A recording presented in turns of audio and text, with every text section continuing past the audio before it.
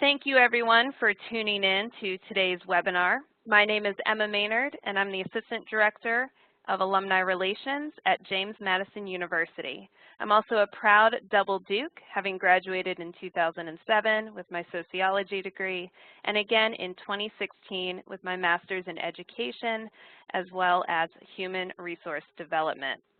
Today's webinar is brought to you by the Madison Network. The Madison Network is a valuable resource JMU instills in each of us by simply being connected to the university through our own personal Madison experience. The Madison Network is not something you have to join. It is something that you are already a part of. The benefits of the Madison Network come alive through connection, conversation, and engagement with one another and the university through participation in things like today's webinar, 5 Mistakes Home Buyers Make, which will be presented by alumna Katie Wethman. A little about Katie. Katie graduated from JMU with a double major in accounting and finance. After a few years in public accounting, where she earned her CPA, she returned to school and graduated with an MBA from the Darden Graduate School of Business Administration at the University of Virginia. Prior to entering the real estate field, she worked for the Federal Home Loan Mortgage Corporation, Freddie Mac, Corporate Executive Board, and Deloitte Consulting. Katie is now the founder and director of the Wethman Group at Keller Williams Realty, which in 2017 closed nearly 100 transactions, totaling more than $38 million in volume. Katie has resided in Northern Virginia for almost 20 years, working in Northern Virginia, Washington, D.C., and Maryland. She's a full-time, full-service realtor with a practice focused on assisting clients with residential and investment transactions and specializing in working with first-time buyers and sellers. With her background in finance and executive education, she is adept at walking her clients through the process from soup to nuts so that they understand the risks and rewards of home ownership. She frequently teaches educational seminars designed for first-time buyers in Arlington County, Fairfax, DC, and Montgomery County. And it's now my pleasure that we also get to hear from Katie as she presents on 5 Mistakes Home Buyers Make. Turning it to you, Katie. Thanks, Emma. I'm excited to be here today to talk to the JMU community about the mistakes that we see buyers and then later down the road some sellers that we see them making. I'm very passionate about instructing our clients about the process. I think it's really important that people know what the risks are and how we can mitigate those risks, because it takes a lot of the stress and the pressure out of the situation. So for many years now, I've been passionate about making sure that our buyers and sellers are educated. So I'm excited to share a little bit of information about some of the mistakes that I've seen home buyers make over the years. So a little recap about me. As Emma said, I'm JMU 94 and Darden 99. I have a background in consulting, and I think that really comes in handy in situations like this, trying to walk people through the process. So I've been around for a number of years now. I have a team that does a number of transactions spread across the DC metro area, largely with repeat and referral business. So let's jump into some of the mistakes I see people make. And these are really just the 5 most common ones I see. The first one is not doing the prep work, not getting your team together, for example, before you jump online and then start going to open houses. Once people do start looking at houses, I see them unfortunately focus on some of the wrong things in terms of wealth creation and long-term value. Speaking of value, I get a lot of questions about how to come up with the right asking price or selling price for a home. And I think a lot of buyers look at incorrect valuation methods. Next, I see people want to just shoot from the hip. They don't really have a game plan when we go into a negotiation. And that's just so critical, especially in a really expensive and fast-moving market like DC. And then finally, choosing the wrong team, not working with an agent that's a good fit for you, or not choosing the right lender that's going to give you the best options. So let's look at each one of those in turn and dive in a little bit more. So the first one is not doing the prep work. I know it's really fun to jump online and immediately start going to open houses, but it's important that you have a clear game plan. If you don't, it's probably going to be really frustrating. There's a lack of focus and a lot of lost time maybe looking at the wrong price range, maybe looking at the wrong communities, certainly talking to the wrong people. So I always want people to step back and start with the basics. The most important thing is, what can you afford? And it's critical that you talk to a lender and not rely exclusively on online calculators, which frequently are pulling an incorrect interest rate, for example. They might be excluding some of the broader cost of home ownership, things like insurance and property taxes or maintenance costs of a house versus a condo, et cetera. So these are things that you can talk through with an agent and then definitely with a lender. Then you want to think about, what are your must-haves, specifically with location, size of house, and type of house, a condo versus a single-family home, for example. Once you have those things, the price and then your must-haves, that's a great time to have a detailed conversation with a lender about some of the trade-offs. So if someone comes to me with a price range that they're comfortable with, I can talk to them, for example, about what they might get in the city versus just outside the city versus the suburbs or even the exurbs, because there's going to be trade-offs that they have to consider. The next thing I want to talk to people about is their timing, because depending on the market conditions where you are, it might take you a lot longer or even a lot shorter than you'd hoped. So closings generally take about 30 to 45 days out from the time of the offer, and that has to do with the length of an interest rate lock from a lender. But it can take people many months or even years to find the right house.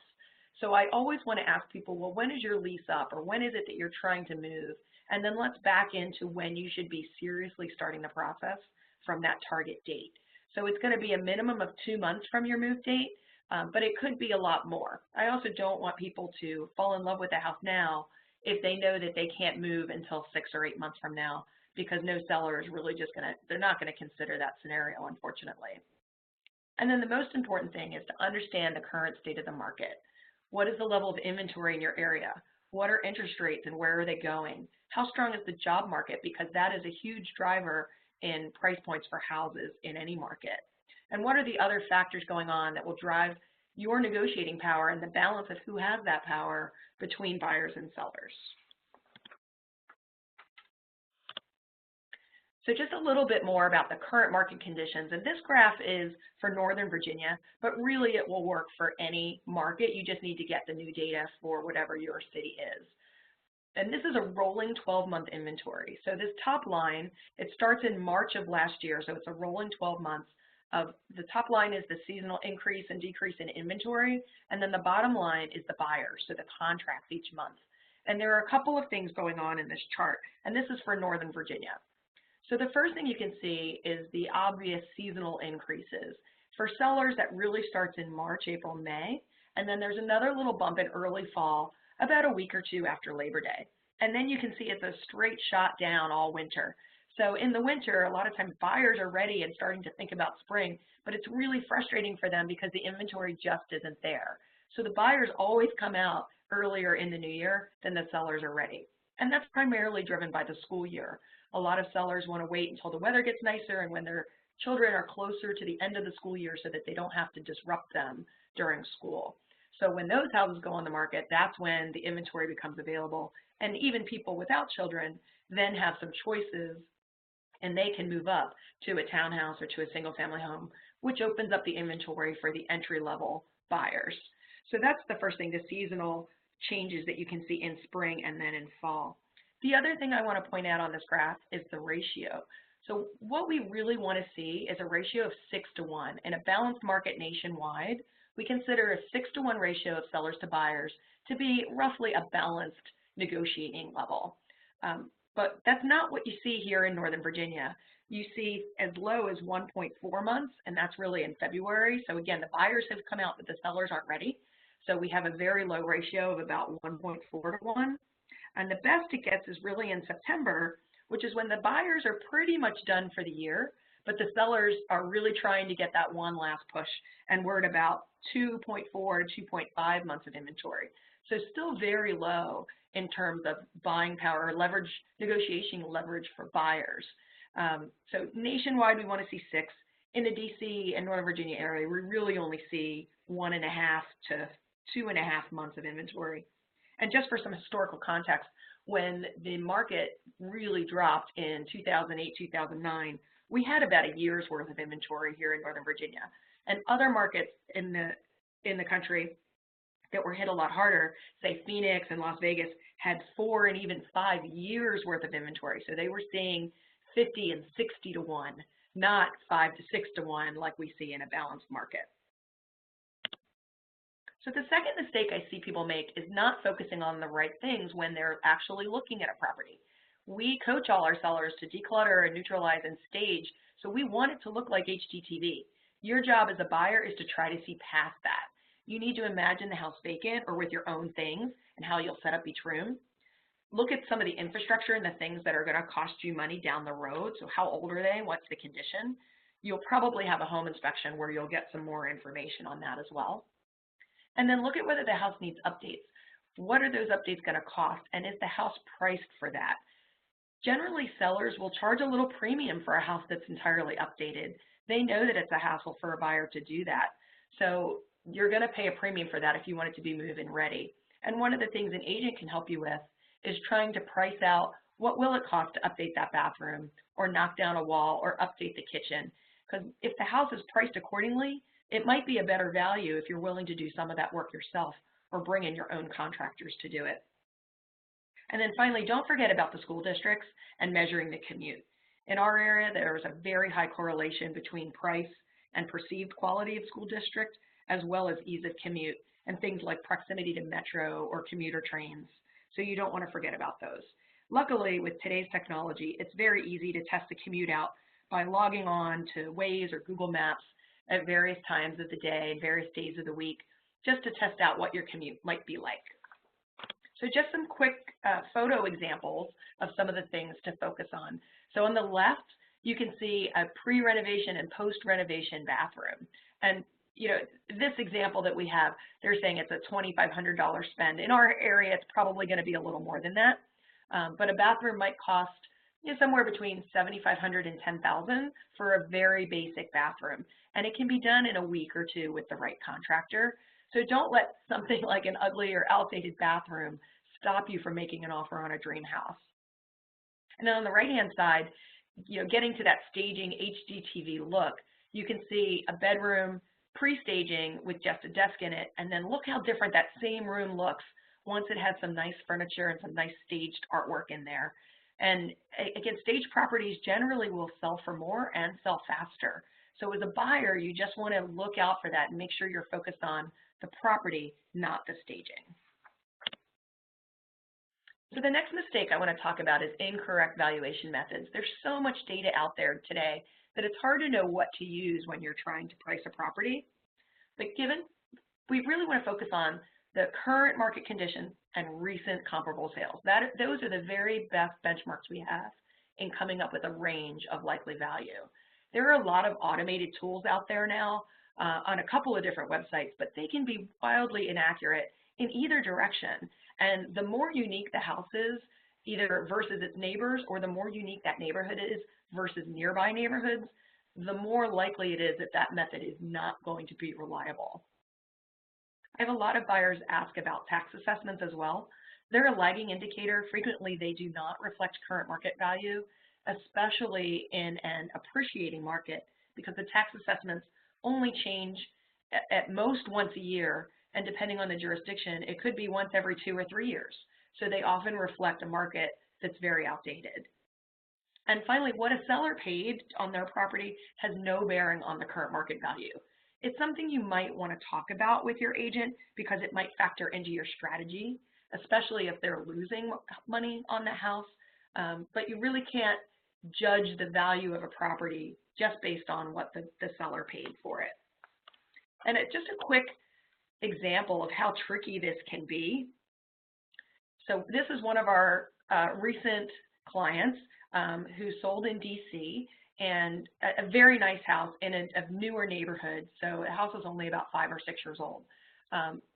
You can look at what some of the online aggregators of value valued this house at. And some of the limitations they have is that it's just an algorithm. So it's pulling from houses nearby.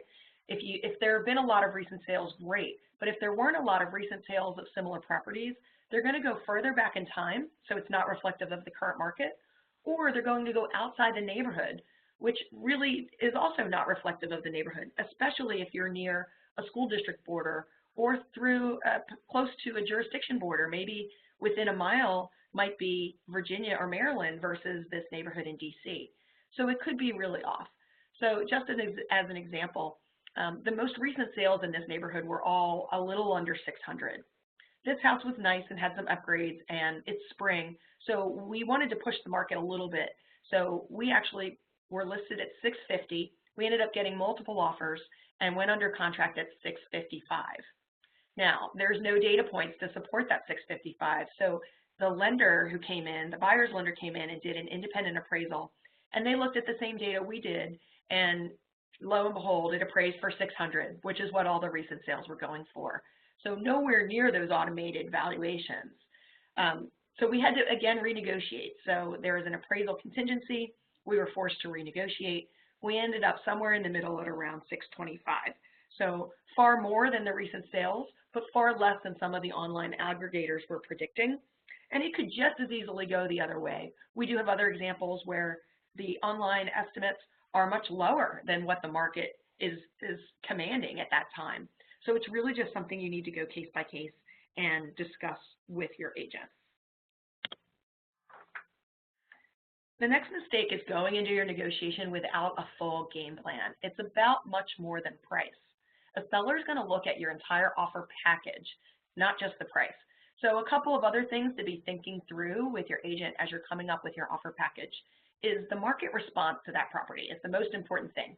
How long have they been on the market, and what does that mean for the market that you're in? So for example, here in the Northern Virginia and DC area, most things are selling in less than 30 days. So if a seller's on the market more than 30 days, they're probably overdue for a price drop. They're probably overpriced. So when was the most recent price drop? Are we coming up on when they should be doing a price drop, or did they just have one? Or on the flip side, maybe they were underpriced and there are multiple offers. So we need to go in not only at list price, but maybe a little above. The next thing to look at is timing. And this is hugely important for sellers, more so than buyers, because most sellers, their number one fear is being homeless. What happens if I sell my house, but I don't have anywhere to go? So we need to talk to the other agent and see, well, when do they need to move? Did they already find their next house? Maybe they need a rent back after settlement, which is a very short period, anywhere from 1 week to maybe even up to 2 months, where the seller will pay you to stay in the house. They will literally pay your mortgage for up to 2 months to give them a little bit of a window of flexibility to go find their next home.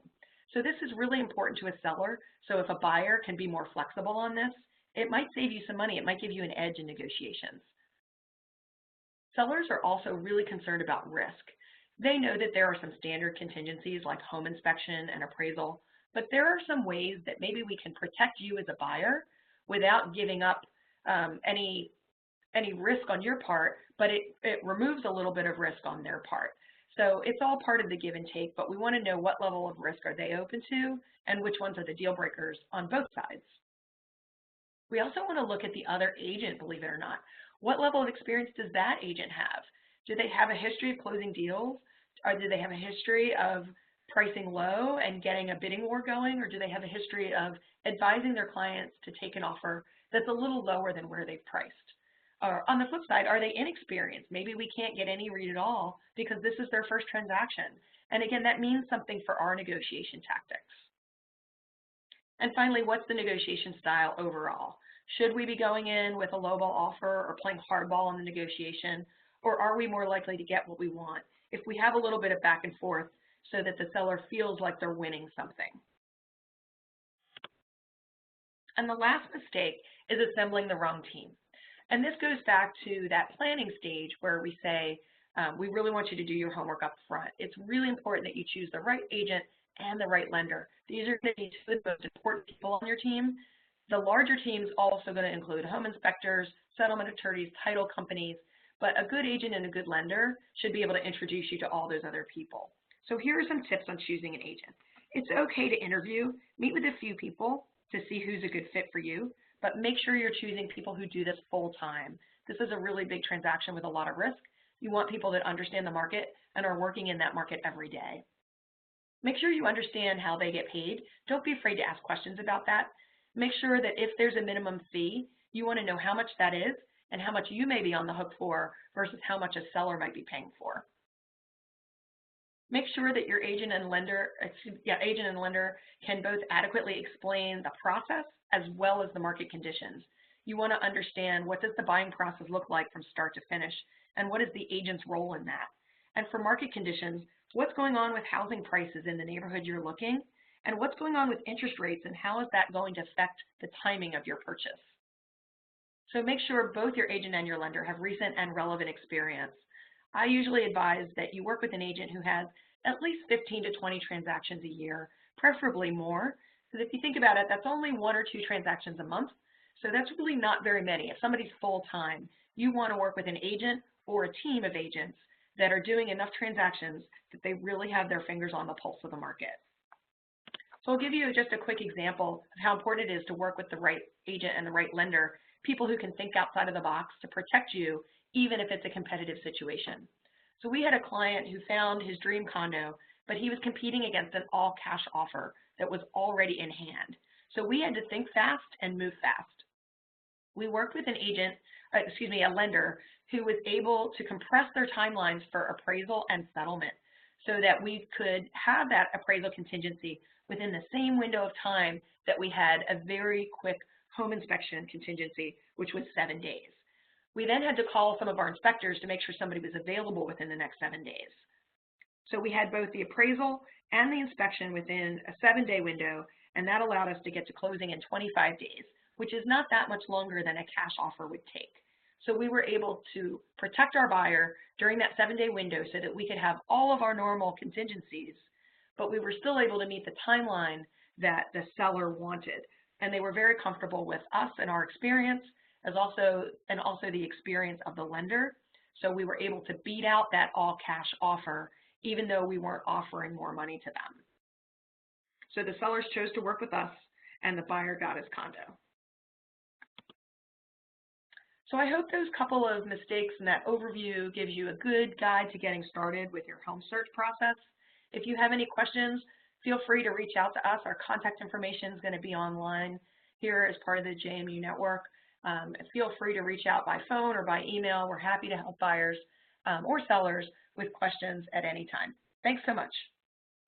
Katie, thank you so much for this information. You really, I think, consolidated a lot of information in just 20 minutes that's going to be so beneficial to our listeners. As you know, we have a huge hub of JMU alumni in that Northern Virginia area that I know this will be immensely helpful for, but really how you shared these kind of tips and tricks can relate to all of us. I mean, I'm taking notes from Harrisonburg, Virginia here, so I really appreciate that. What really stood out to me, I liked the kind of the HGTV reference, you know, with the photos, the before and after, and not getting, you know, hung up maybe on just the looks and more focusing on that structure piece of it. So I thought that was really good information. And the valuation methods, that market example that you provided from the Northern Virginia area. So thank you for sharing those pieces. I did have just a few questions just so our listeners can get to know you just a little bit more and you can share a little bit more of your expertise.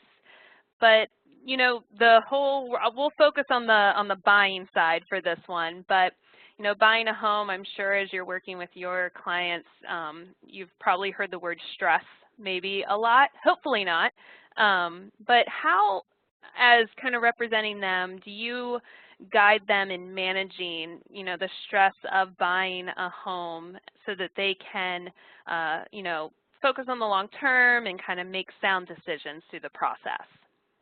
Sure.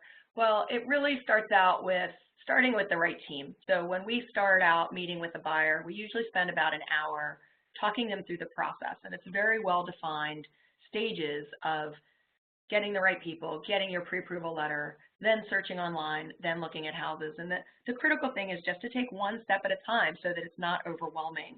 So we have a very well-defined process. We've gotten great feedback on it. I think focusing on one step, mastering that step, and then moving on to the next is really the key piece to taking some of the stress out of it. Because if you look at the whole process and you try to focus on everything, you probably are going to be overwhelmed. So finding the right team and then focusing on one step at a time with that team, I think is going to be the answer.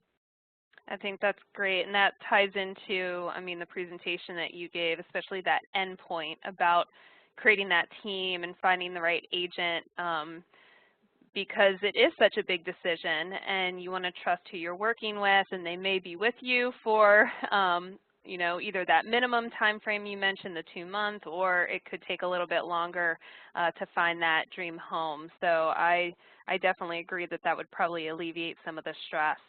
And then I know in the bio that I read earlier that you teach educational seminars designed for first-time buyers. So if you could kind of talk about that, and then maybe some other professional development opportunities that you take advantage of to kind of continue to refine your skill set.